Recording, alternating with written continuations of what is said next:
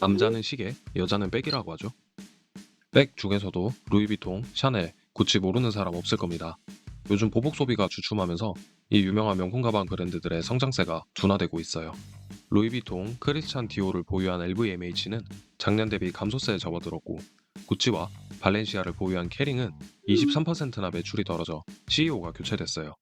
이 밖에 까르띠에, 몽블랑, 버버리, 프라다 전부 다 감소세에 접어들었고요. 하지만 에르메스는 달랐습니다. 오히려 지난해 대비 21%나 증가했어요. 에르메스 가방이 정말 부자들만 살 수 있는 그런 브랜드임을 증명한 겁니다. 한 명품 플랫폼에서 발표한 명품 계급도라는 게 있어요.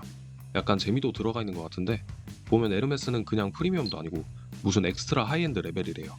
보면 루이비통이랑 샤넬이 밑에 있죠? 에르메스는 마케팅 따윈 하지 않아요. 고객들이 에르메스를 보고 사는 거지 마케팅으로 유혹할 필요가 없대요. 또 어쩌다 팔지 못한 재고가 남아버리면 이걸 불태워버려요. 자신감 대단하죠? 태울 거면 그냥 놔주지. 최근에 에르메스에서 유명한 라인인 버킨백 중에 금장 블랙 모델이 정가 1,500만원보다 2배 이상 비싼 3,400만원에 리셀됐어요. 근데 여기에 다이아나 백금이 붙잖아요? 그럼 몇 억이 우스워져요. 실제로 이 회사 대표가 한 말인데 에르메스는 소비하는 것이 아니라 투자하는 거래요. 에르메스 뭔가 예사롭지 않아요. 오늘의 주인공, 명품 오브 명품, 명품 중의 끝판왕 에르메스입니다. 에르메스는 의류, 스카프, 향수, 시계 등 다양한 제품을 선보이고 있으며 가방이 주력 상품이에요. 그중 버킨백과 캘리백이 유명해요. 수많은 셀럽들이 이 백을 좋아하는데 대기업 사모님, 대통령 등 사회적으로 높은 위치에 있는 사람들도 애용해요. 미국 래퍼 드레이크는 미래의 배우자를 위해 버킨백을 수집하고 있대요. 한 인터뷰에서 이 세상 물건 중에 가치가 떨어지지 않고 심지어 오르는 물건은 거의 없는데 버킨백은 다르다고 했어요. 또 래퍼 카디비도 버킨백을 모으고 있고 빅토리아 베컴, 제니퍼 로페즈 등 많은 스타들이 버킨백을 모으고 있어요. 국내에서도 이영애, 한가인, 소유진 씨 등 버킨백을 메고 다녀 화제가 되었고 영화 기생충에서 조효정 씨도 버킨백을 들고 나왔어요.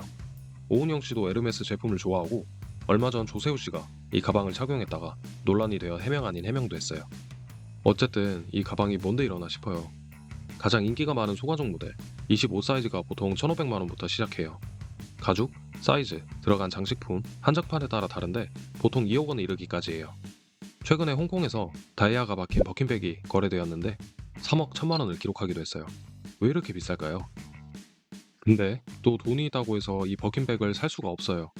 에르메스 본사에서 명확한 기준을 발표하진 않았는데 보통 버킨백을 사기 위해서는 매장에서 버킨백 가격에 준하는 혹은 그 이상의 구매 실적을 쌓아야 해요. 보통 3천만 원의 실적이 필요하다고 이야기하는데 버킨백 가격까지 합쳐서 최소 4,500원 써야지 이 가방 하나를 얻을 수 있다는 말이에요. 근데 여기서 끝이 아니에요. 이 버킨백을 사려면 매장 판매 직원과의 유대관계도 쌓아야 해요. 구매 당시에 분위기가 안 좋거나 안 좋은 이미지를 주게 되면 구매 거부를 당할 수도 있다고 합니다. 에이, 저는 그냥 안 사겠습니다. 버킨백 중에 재밌는 에피소드가 하나 있어요. 드라마 섹스앤더시티에서 사만다가 에르메스 매장에서 버킨백을 구매하려고 합니다. 이때 매장 직원이 수령까지 5년이 걸린다고 전하면서 말합니다. 이건 그냥 가방이 아니라 버킨이에요. 버킨백은 제인 버킨이라는 영국 출신 가수로부터 유래됐어요. 얼마 전에 돌아가셨는데 영국과 프랑스에서 꽤 유명했다고 해요. 대표곡으로 예스터데이 예스터데이가 있고 영화계 쪽으로도 유명한 배우예요. 한국과도 인연이 깊어요. 2004년부터 2013년까지 내한 공연을 3번이나 했고 예전에 홍상수 감독의 영화에도 출연했다고 해요. 무튼 이 제인 버킨이 1984년 당시 에르메스 회장 장 루이 뒤마와 우연히 비행기 옆자리에서 만났어요. 버킨은 늘 가지고 다니던 지플 엮은 가방을 들고 있었는데 가방을 좌석이 선반에 놓다가 떨어뜨렸다고 해요. 가방에 있던 물건들이 떨어져 뒤섞였고 물건들이 많이 들어갈 여행용 가방이 없다고 투덜거렸어요.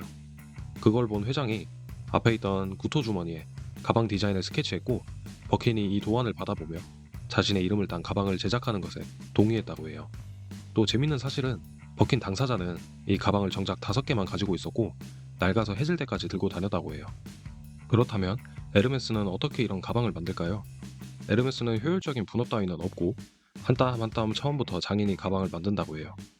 원래는 에르메스가 말 안장을 만드는 회사에서부터 시작되었는데 이때 사용하던 새들 스티칭 기법을 통해 기계보다 더 튼튼한 박음질을 하고 있다고 해요. 또한 앞면과 뒷면의 바느질이 똑같은 모양으로 나와서 눈에 보이지 않는 부분까지 신경 쓴다고 합니다. 이렇게 세심하게 가방을 만들다가 불량품이 나올 경우 앞서 말한 것과 같이 또 소각시켜버려요. 가방을. 숙련된 장인이 버킨백을 하나 만드는데 소요되는 시간이 25시간이라고 해요.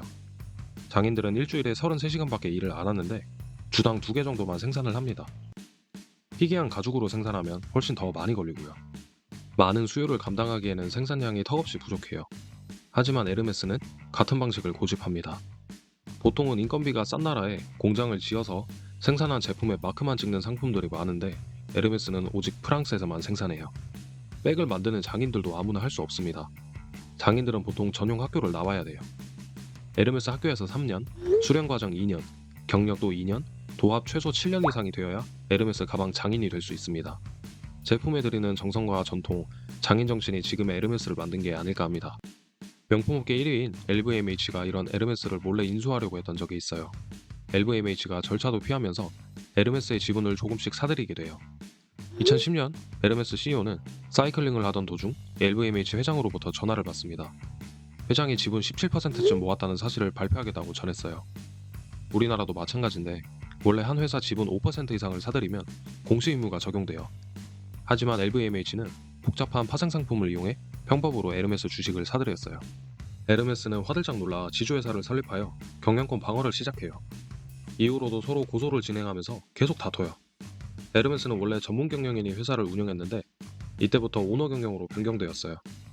결국 2017년 인수 가능성이 점점 희박해지자 LVMH는 주식을 모두 처분하고 꼬리를 내리게 됩니다. 이때부터 에르메스는 또 한 번 날개를 펼치기 시작해요. 우리나라의 에르메스 매장은 19개예요. 루이비통은 30개가 넘고 구찌는 50개가 넘어요. 생각해보면 백화점을 가도 우리가 에르메스 매장은 잘 못 본 것 같기도 해요. 이러고 보면 에르메스는 희소성 부분에서 최고인 것 같아요. 고객들 발을 동동 구르게 만들 줄 알아.